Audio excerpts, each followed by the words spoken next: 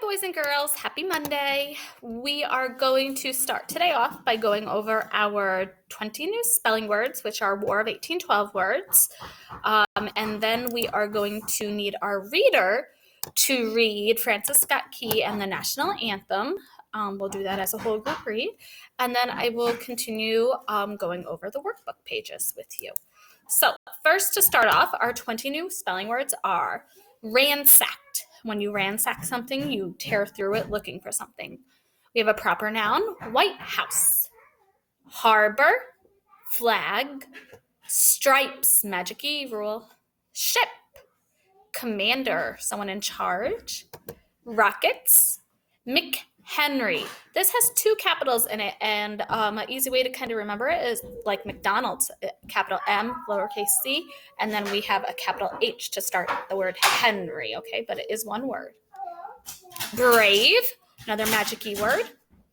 Poem, two vowels go walking. The first one does the talking. Anthem, dawn. Giant, port. Construct means to build.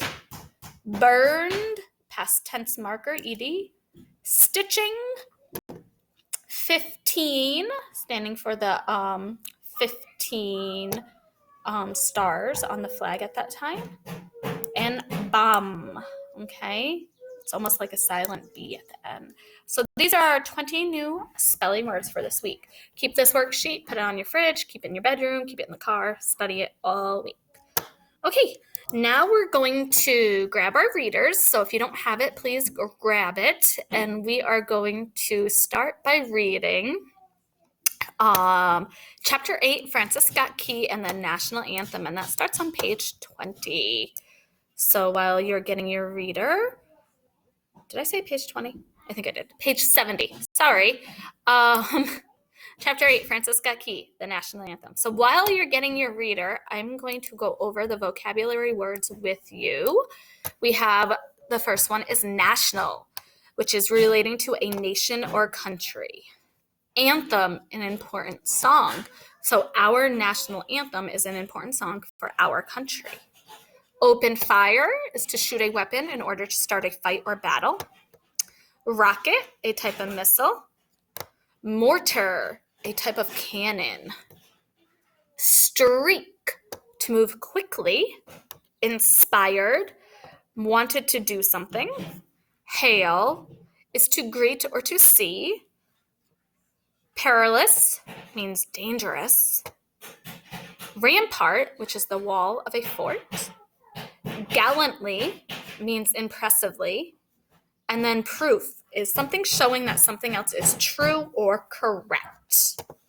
Okay, so we will hear these words, there's lots of them, as we read Chapter 8, Francis Scott Key and the National Anthem. Okay. On September 13th, 1814, British ships opened fire on Fort McHenry.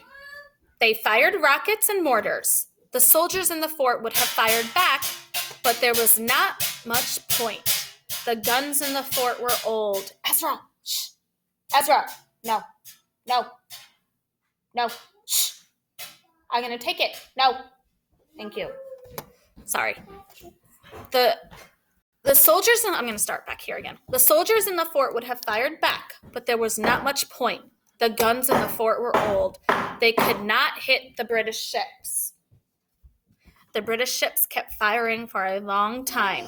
They fired all day. They fired on into the night. So we couldn't shoot back because our guns and stuff were old and we knew we wouldn't be able to reach the ships.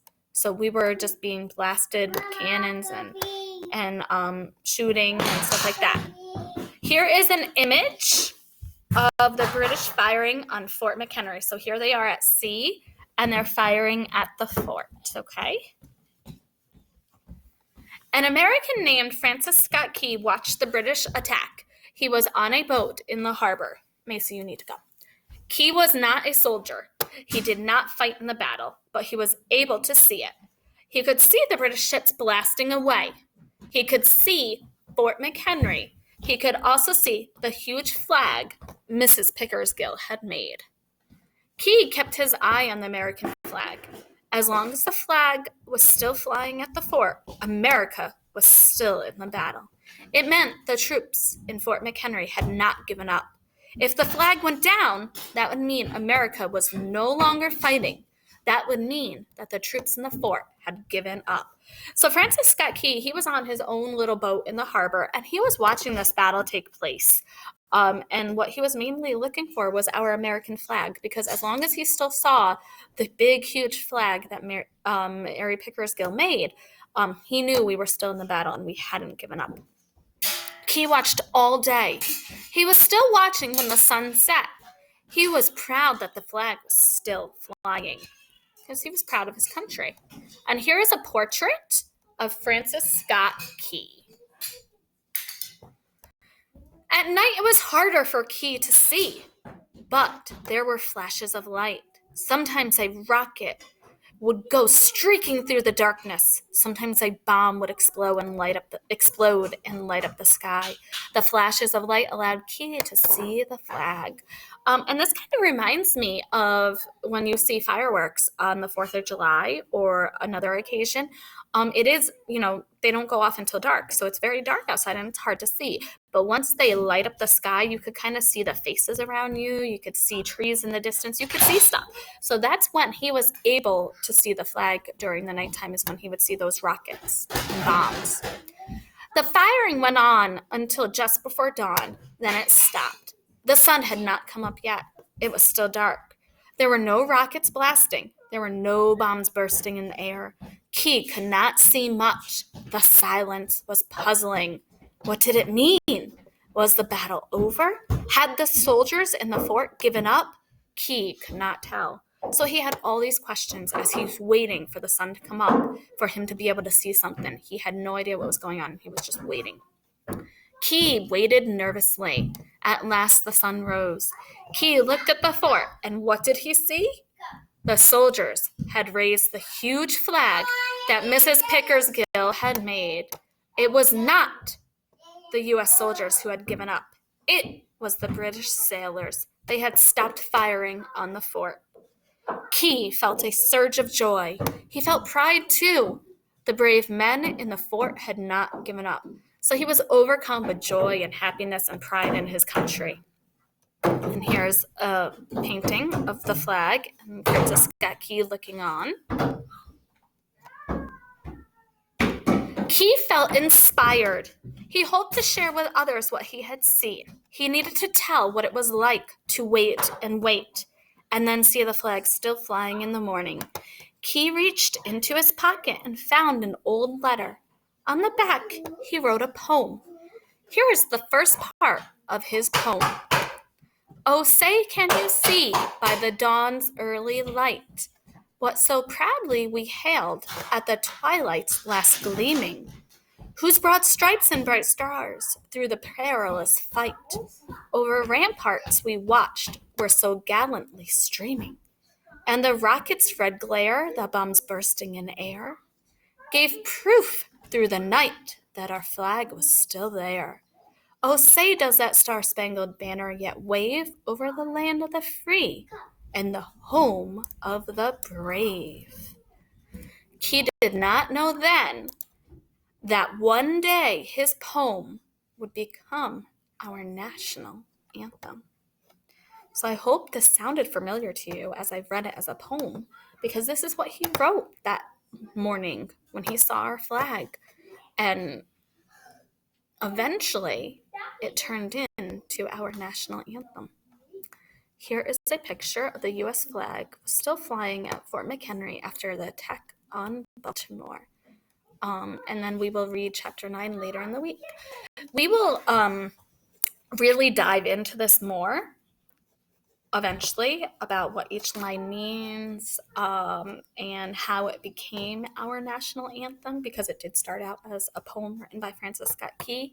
He had no intention of it becoming the national anthem. So we're really going to dive in and learn a lot about this sooner than you think. Okay, I hope you enjoyed the story. Now I'm going to go on to go over our workbook pages. So we already went over this page. This is just for you to keep and hold on to. This page is just a true or false. So read the statement. British ships opened fire on Fort McHenry on June 13, 1913. This date sounds a little funny to me. I don't think it was 1913. So look it up. I think this one might be false. And then continue on. The back page is make a drawing of the attack on Fort McHenry. So that would be kind of cool. A little art put in here. I'm sure some of you are missing art class. Then let's move on to 21.3. This is a little different. This is find a secret message, and this is fun once you understand how to do it. So you have a word box with the words alphabet, phone, head, bread, polar, dollar, harbor, color, ski, piano, anchor, school, animal, April, fossil, pencil, about, camel, China, and nation. And what you need to do, it's like using a word box, but even though they're dashes, you put one letter on each line. So it says, I dug up a very old blank that had a leaf imprint on it. Automatically, I'm thinking fossil. Here's the word fossil. So what you would do is you would put an F, an O, an S, an S, an I, and an L. Okay. Then we see that we have this little number 1 under this line.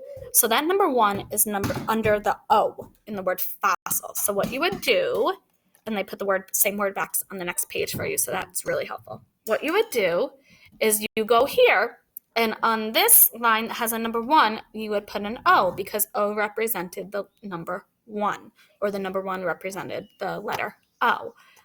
So even if we look at this last one on this page, often ships would leave in the month of blank and not arrive until June.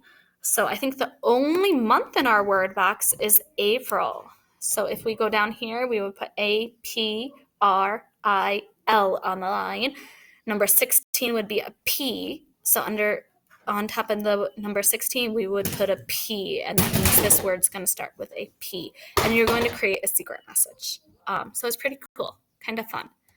And then that's a couple pages, but then 21.4 is reread Francis Scott Key and the National Anthem to somebody at home. And finally, here's the worksheet you need to submit, the alphabetical order of spelling words. So again, read the words, put them in ABC order on the line. Okay, 1 second. On the line.